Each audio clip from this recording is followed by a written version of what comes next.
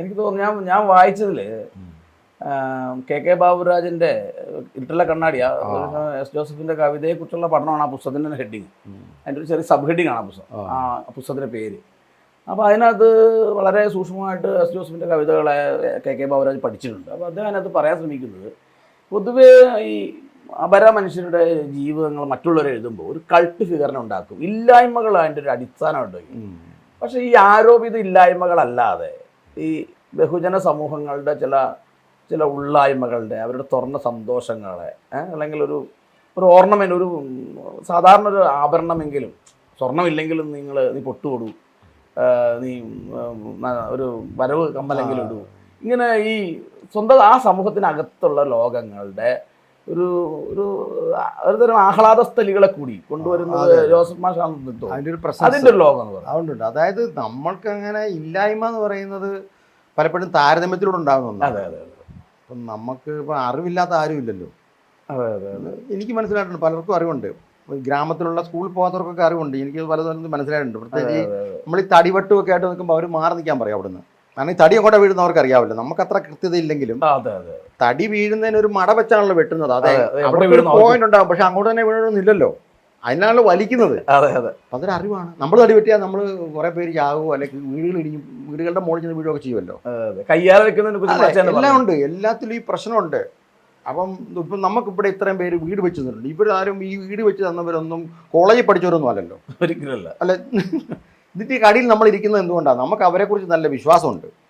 എന്ന് വെച്ചാൽ അവർക്ക് അറിവുള്ളതുകൊണ്ടാണല്ലോ അവർ നമുക്ക് വേണ്ടി ഇത് പണിത് തന്നത്. അവർക്ക് കല്ല് വെക്കാനും അല്ലെങ്കിൽ അതിൻ്റെ ഇതിന് ഒരുപാട് നിയമങ്ങളുണ്ടല്ലോ, ജോമെട്രിക്കൽ കണക്കും. ഇതിന് മാത്തമാറ്റിക്സ് ഉണ്ടല്ലോ, മാത്തമാറ്റിക്സ് ഉണ്ട്, ഫിസിക്സ് ഉണ്ട്, എല്ലാം ഉണ്ടല്ലോ, കെമിസ്ട്രി ഉണ്ട്. ഈ ഭൂഗർഭമായിട്ട് ബന്ധപ്പെട്ട വീട് നിർമ്മിക്കുന്ന. അതെ.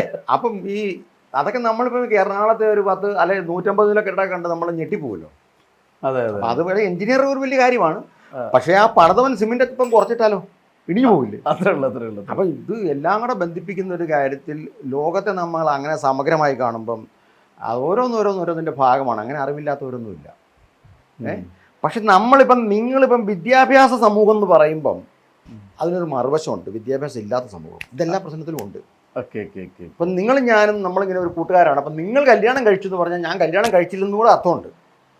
ഈ രീതിയിൽ നമ്മളിന്ന് കോളേജസ് ഉണ്ട്, സ്കൂൾസ് ഉണ്ട്, വിദ്യാഭ്യാസമുണ്ട്, ഭയങ്കര കേരളത്തിൽ ഒരുപാട് പേർക്ക് അറിവുണ്ട്, വിദ്യാഭ്യാസമുണ്ട് എന്ന് പറയുമ്പോൾ അത് ഇല്ലാത്തൊരു ലോകമുണ്ട്. അതെ അതെ അതെ. ആ ലോകം അങ്ങനെ ഇല്ലാത്ത ലോകം അല്ലെന്നേ, ആ ലോകത്തുണ്ടെന്നേ. അതെ അതെ അതെ. അപ്പം ഞാൻ ഇന്നാൾ നമ്മുടെ ആയുർവേദ ആശുപത്രിയിൽ നിന്ന് എന്തോ ഡോക്ടറിനോട് പറഞ്ഞ് നിങ്ങളിങ്ങനെ ഈ മുക്കുറ്റി പറിച്ചിട്ട് അത് സമൂലം അരച്ച് കഴിക്കാൻ പറയും, ഒരു മരുന്നായിട്ട് തന്നതാണ്. അപ്പം ഞാനങ്ങനെ ഒരു മുടി വെട്ടാനായിട്ടൊരു കടയിൽ കയറി. അപ്പം ഞാൻ ഈ വിവരം പറഞ്ഞു അയാളോട്, ഞാനിങ്ങനെ ആയുർവേദ ആശുപത്രിയിൽ പോയി. അവരിങ്ങനെ പറഞ്ഞു. അപ്പോൾ അവിടെ ഇരുന്നൊരു സാധാരണ മനുഷ്യൻ തിണ്ണയിരിപ്പുണ്ടായിരുന്നു. അയാളോട് പറഞ്ഞു മുക്കുറ്റി അധികം കഴിക്കരുതെന്ന് പറഞ്ഞു. അധികം കഴിക്കാൻ ദോഷമാണെന്ന് പറഞ്ഞു. അപ്പം എന്താ, അപ്പം നമ്മൾ ഈ അറിവെന്ന് പറയുന്നത് അങ്ങനെ ആരുടെയും കുത്തകയൊന്നുമല്ല. നിങ്ങളൊരു വലിയ മാളിക വെക്കുന്നു. അപ്പം എൻ്റെ വീട് അപ്പുറത്ത് ഇല്ലാതായിപ്പോയി. എൻ്റെ മാടപ്പുരയായിരുന്നു, കൊച്ചു വീടായിരുന്നു. അതിനെ നിങ്ങളുടെ വീട് കളിയാക്കുകയാണ്. ഇവിടെയാണ് ഈ പ്രശ്നം. ഈ താരതമ്യത്തിന്റെ ഒരു പ്രശ്നമാണ് ഇവിടുത്തെ പ്രശ്നം. മനസ്സിലായില്ല? അതുകൊണ്ട് നമ്മൾ അറിവില്ലാത്തൊരു ലോകമില്ല. അല്ലെങ്കിൽ അതുകൊണ്ടാണ് വരുന്നത്. അതുകൊണ്ടാണ് നമ്മളുടെ കവിത ഇല്ലായ്മയുടെ ലോകമല്ല, അവിടെ ഉണ്ട് എന്ന് പറയുന്നത്. അവിടെ പലതും ഉണ്ട്. ആ രീതിയിൽ പോസിറ്റീവായിട്ട് ചിന്തിക്കുന്നത് ജീവിതത്തിൽ നമുക്ക് മുന്നോട്ട് പോകാനുള്ള വലിയൊരു ശക്തി നൽകും. എനിക്ക് തോന്നുന്നു ജോസഫ് മാഷിന്റെ കവിതകളിൽ ഏറ്റവും ചർച്ച ചെയ്യപ്പെട്ടതും ഏറ്റവും ആളുകൾ ഈ പെങ്ങളുടെ ബൈബിൾ എന്നൊരു കവിതയാണ്. അപ്പോൾ അതിനകത്ത് ലോകം തന്നെ വലിയ സംഭവമായിട്ട് പറയുന്ന ബൈബിള് ഒരു വീട്ടിൽ അതൊരു ചെറിയൊരു സംഭവമായിട്ട് അത് പറയുന്നുണ്ടല്ലോ.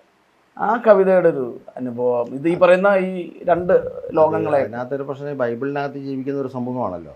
പക്ഷെ അവരവിടെ ഇല്ല. അവരവിടെ ദുരിതവും കഷ്ടപ്പാടും അനുഭവിച്ച് അതിൻ്റെ അകത്തൂടെ ഉണ്ടെന്നേ ഉള്ളൂ. പക്ഷെ അവരവിടെ ഇല്ല. അവരുണ്ട് ഉണ്ടെങ്കിൽ അവരെ നിങ്ങളിപ്പം കോളേജിൽ പഠിച്ചു, നല്ല അറിവുണ്ട്, പക്ഷെ നിങ്ങൾക്കൊരു സർട്ടിഫിക്കറ്റ് ഇല്ലേ പിന്നെ കാര്യമില്ലല്ലോ. നിങ്ങളായിരിക്കും ഒരു ക്ലാസ്സിൽ ഏറ്റവും നല്ല പഠിച്ച ആൾ, നല്ല അറിവുള്ള ആൾ, നല്ലപോലെ പ്രസംഗിക്കും, എല്ലാ കഴിവുമുണ്ട്, രാഷ്ട്രീയ പ്രവർത്തനമൊക്കെ ആയിരിക്കാം. പക്ഷേ അവിടെ ഫസ്റ്റ് റാങ്ക് കിട്ടുന്ന ആൾക്ക് ഒന്നും അറിഞ്ഞുകൂടായിരിക്കും. ആൾ കുറേ കാണാതെ പഠിച്ചാൽ എഴുതി കെട്ടി. നിങ്ങൾക്കൊരു സർട്ടിഫിക്കറ്റ് ഇല്ലല്ലോ.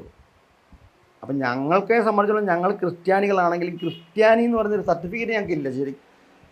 ശരിക്കും ഡ്യൂപ്ലിക്കേറ്റ് സർട്ടിഫിക്കറ്റേ ഉള്ളൂ. ഒറിജിനൽ സർട്ടിഫിക്കറ്റ് ഇല്ല. ഇതാണ് നിന്റെ പ്രശ്നം.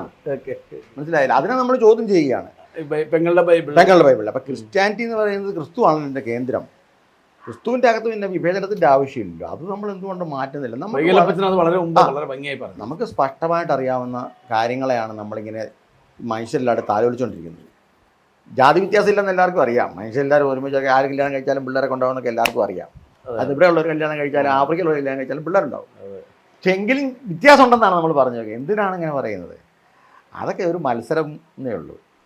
മത്സരിച്ച് അവനെ കഴിഞ്ഞും കേമനാണ് ഞാൻ അറിയിക്കാനും സ്ഥാപിക്കാനും അവനെ ഇല്ലാതാക്കാനും അവനെ പുറന്തള്ളാനുമുള്ള ഒരു ടെക്നിക്ക്. അതിനെ ചെറുത്ത് നിൽക്കാതെ നമുക്ക് നിൽക്കാൻ പറ്റില്ലല്ലോ.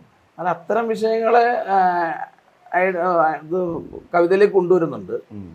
അതോടൊപ്പം തന്നെ വീടിനെ തന്നെ ഈ ആദ്യം പറയുന്ന പോലെ ഈ പോളിഷ്ഡായ ഇപ്പോൾ ചാത്തൻ്റെ കുടിൽ എന്നൊക്കെ പറയുന്ന വേറൊരു സ്ഥിരം നിർമ്മിതിയുടെ അപ്പുറത്തേക്ക് വീടിനകത്തും ചില കലഹങ്ങൾ നടക്കുന്നുണ്ട്.